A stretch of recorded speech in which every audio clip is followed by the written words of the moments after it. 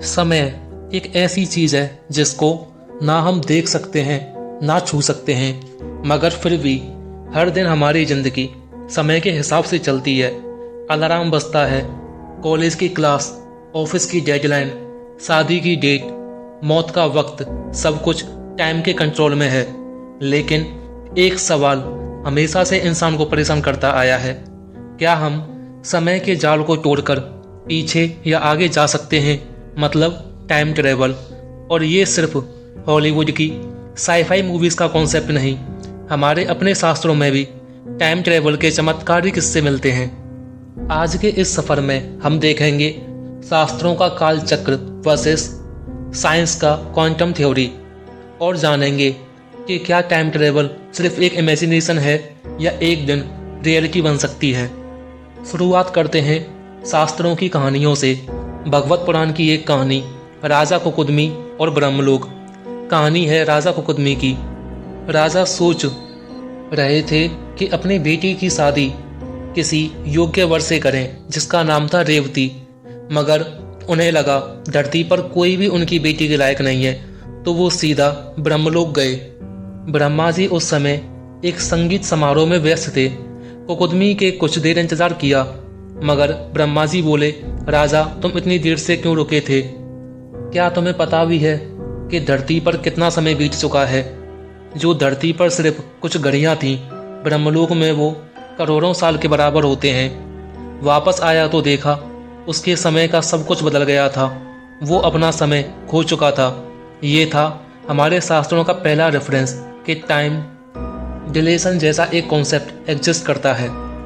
दूसरी कहानी है महाभारत और अर्जुन का टाइम स्लिप।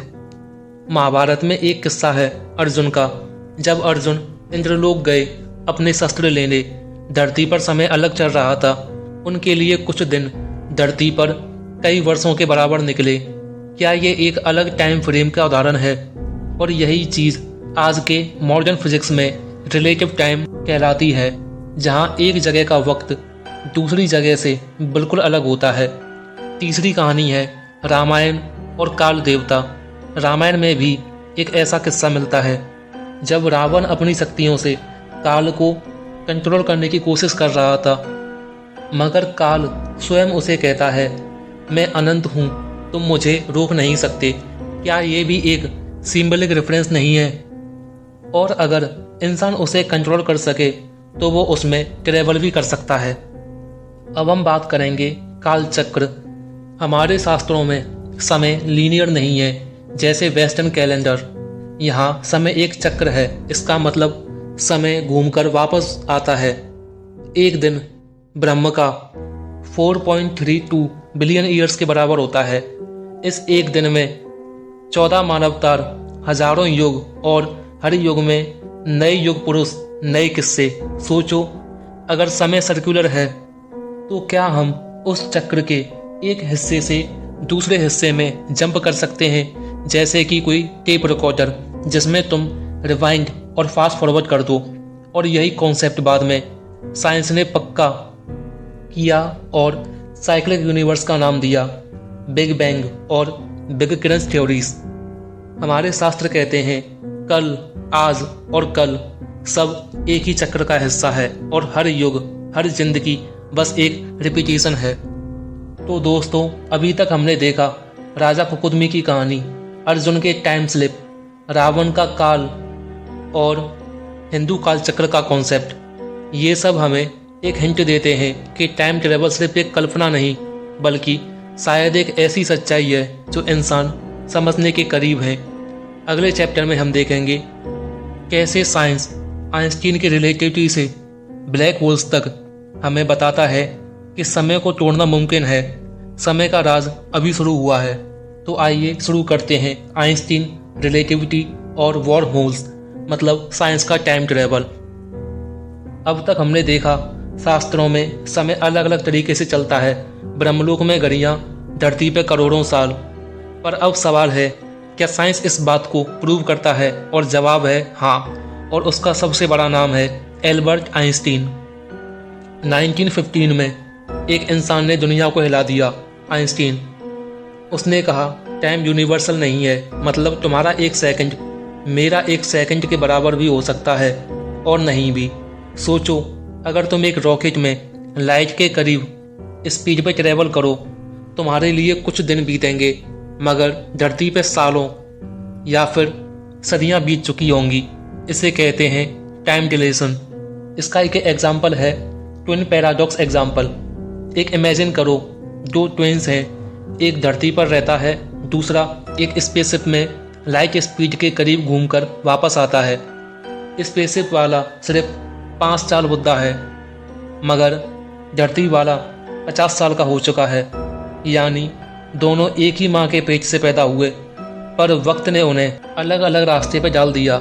ये है time travel into the future. सोचो, एक ऐसी जगह जहाँ ग्रेविटी इतनी तेज है कि रोशनी भी भाग नहीं पाती। यही है ब्लैक होल। आइंस्टीन के क्वेश्चन बताते हैं ब्लैक होल के पास समय धीरे चलता है। तुम वहाँ जाओगे और तुम्हें लगेगा बस कुछ घंटे बीत गए, पर बाहर की दुनिया में हजारों साल गुजर चुके हैं। और शास्त्रों में जो कल्पा और युग की बात की है, क्या ये वही इफेक्ट है जहाँ एक जगह का समय दूसरी जगह से अलग है? अब बात करेंगे वॉर्म होल्स, समय के दरवाजे। साइंस कहती है अगर स्पेस टाइम एक कपड़े की तरह है तो उसमें झुकी हुई लाइंस और फोल्ड भी हो सकती हैं। और अगर 2 पॉइंट्स को फोल्ड करके एक शॉर्टकट बना जाए, वो कहलाता है वॉर्म होल। अगर एक वॉर्म होल बन जाए तो तुम सिर्फ जगह ही नहीं, समय के एक पॉइंट से दूसरे पॉइंट पर जंप भी कर सकते हो। जैसा कि शास्त्रों में लिखा है, एक लोक से दूसरे लोक में जाने का द्वार स्वर्ग, पाताल, ब्रह्मलोक, शायद यही वॉर्म होल्स का सिंबलिक वर्जन थे। तो अब तक हमने देखा, आइंस्टीन ने दिखाया कि टाइम फ्लेक्सिबल, स्लो और फास्ट हो सकता है। ब्लैक होल्स और वॉर्म होल्स एक दिन इंसान को टाइम के द्वार खोलकर दे सकते हैं। मगर साइंस यहाँ रुकती नहीं।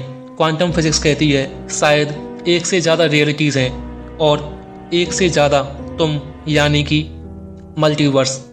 और अगर ऐसा पॉसिबल है तो इसके बारे में बात करते हैं। क्वांटम दुनिया में समय एक अजीब पहेली है। मैक्रो लेवल पर थोड़ी घड़ी सीधे आगे बढ़ रही है, लेकिन क्वांटम लेवल पर पार्टिकल्स एक ही वक्त में 2 जगह होते हैं, एक इलेक्ट्रॉन के साथ। वेव भी और पार्टिकल भी, मतलब एक ही समय में 2 रियलिटी। यहीं से आता है एक बड़ा सवाल, अगर मैटर को 2 स्टेट्स में हो सकता है तो क्या समय भी 2 स्टेट्स में हो सकता है? श्रोडिंगर का फेमस थॉट एक्सपेरिमेंट याद करो। एक बॉक्स में बिल्ली रखो पॉइजन बोतल के साथ। जब तक बॉक्स बंद है बिल्ली जिंदा है और मरी हुई भी। ये दोनों ही स्टेट एक साथ एग्जिस्ट करती हैं। अब सोचो, अगर टाइम ट्रेवल हो और तुम पास्ट में जाकर अपने दादा को मार दो, तो क्या तुम खुद पैदा हो पाओगे? यही है ग्रैंडफादर पैराडॉक्स।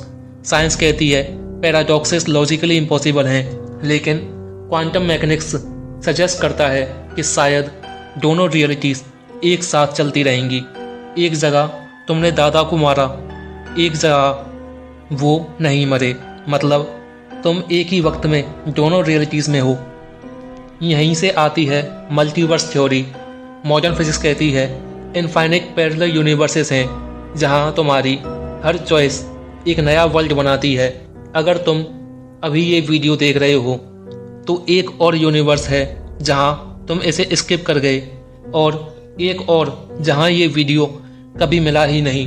सरप्राइजिंग फैक्ट है, हिंदू कॉस्मोलॉजी भी ऐसा ही कुछ कहती है।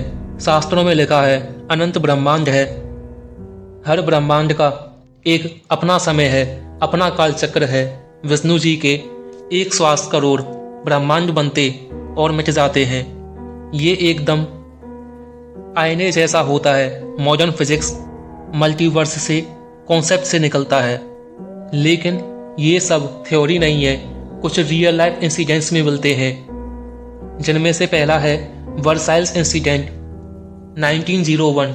2 ब्रिटिश टीचर्स फ्रांस गए और उन्होंने एक दिन 18वीं सेंचुरी का महल और लोग देखे। बाद में रिसर्च हुआ तो पता चला उस जगह पर ऐसा महल तभी होता था। उन्हें लगा वो टाइम स्लिप में चले गए थे और उनमें दूसरी स्टोरी है, मॉबरली जॉर्डन इंसिडेंट। कुछ ट्रैवलर्स रेलवे स्टेशन पर गए और पूरा एनवायरनमेंट पुराना लगने लगा, पुराने कपड़े, पुराने रेट्स, लेकिन जब दोबारा गए सब कुछ मॉडर्न था। साइंस कहती है शायद हेलुसिनेशन, लेकिन लोग हैं समय कभी भी फोल्ड हो जाता है और इंसान स्लिप करके दूसरे दौर में गिर जाता है। शास्त्र और साइंस दोनों एक ही चीज़ को लैंग्वेज में समझाते हैं। शास्त्र कहते हैं काल एक चक्र है, अनंत ब्रह्मांड है। साइंस कहती है मल्टीवर्स और क्वांटम सुपरपोजिशन है। लेकिन असली डर यही है, अगर समय फोल्ड होता है तो क्या हम अपना प्रेजेंट कभी भी खो सकते हैं? क्या हम एक दिन ऐसी जगह जाएंगे जहां दुनिया हमारी नहीं होगी? शायद इसीलिए शास्त्रों में टाइम ट्रेवल के रहस्य को मनुष्य के लिए फॉरबिडन ज्ञान कहा गया है।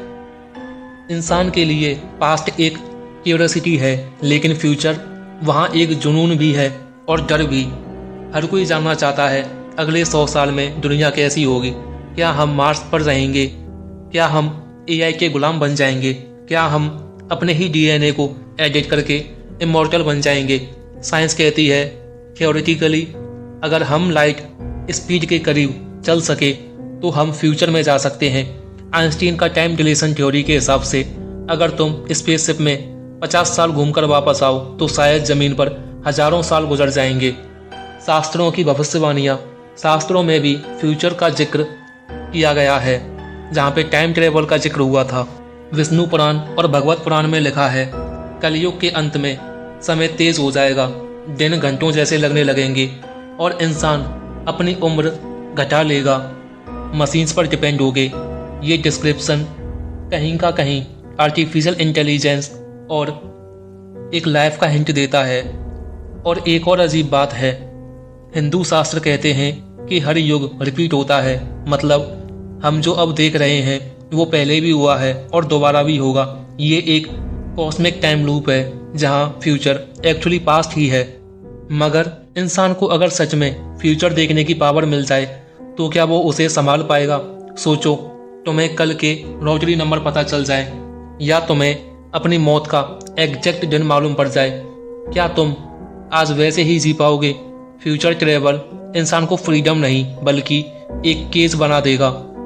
उसके चॉइसेस मीनिंगलेस हो जाएंगे और शायद इसीलिए शास्त्र कहते हैं भविष्य के पैटर्न को खोलना मना है। भगवान ने इस इंसान को प्रेजेंट दिया है क्योंकि वही उसकी असली ताकत है। साइंस कहती है टाइम एक एरो है, एंट्रोपी के साथ सीधा आगे बढ़ता है। शास्त्र कहती है टाइम एक चक्र है जो दोबारा दोबारा घूमता है। शायद दोनों अपने तरीके से सही है, माइक्रो लेवल पर एरो, मैक्रो लेवल पर चक्र। और हो सकता है कि मल्टीवर्स और ब्रह्मांड, इन दोनों के कॉन्सेप्ट दोनों ही एक ही रियलिटी को दो वर्जन में बनाते हों, एक वर्जन लॉजिकल लैंग्वेज में, एक वर्जन स्पिरिचुअल लैंग्वेज में। अंत में बात वही है, समय एक रहस्य है जिसे पूरी तरह समझना शायद इंसान के बस में कभी नहीं होगा। चाहे तुम शास्त्र पढ़ो या क्वांटम फिजिक्स, चाहे तुम ग्रैंडफादर पैराडॉक्स समझो या विष्णु के ब्रह्मांडों का रहस्य, एक बात क्लियर है, हम समय के गुलाम हैं।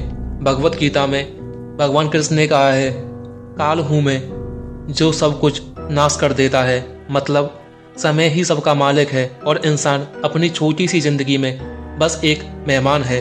तो असली ज्ञान ये नहीं है कि तुम पास्ट या फ्यूचर में जा सकते हो या नहीं, असली ज्ञान ये है कि तुम फ्यूचर को कैसे जीते हो, क्योंकि पास्ट तुम्हें छीन गया और फ्यूचर अभी बना ही नहीं, और जो तुम्हारे पास है वो बस यही एक पल है और शायद इसी एक पल में छुपा है तुम्हारा पूरा कालचक्र।